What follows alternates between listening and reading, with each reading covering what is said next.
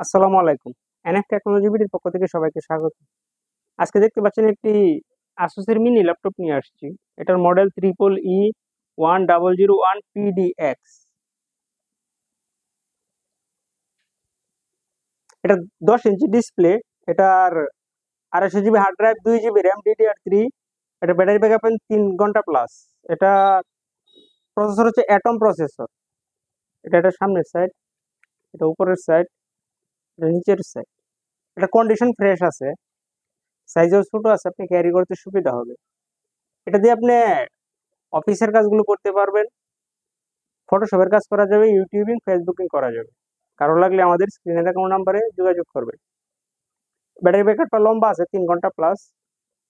কারো লাগলে আমাদের স্ক্রিনে দেখানো নাম্বারে যোগাযোগ করবেন।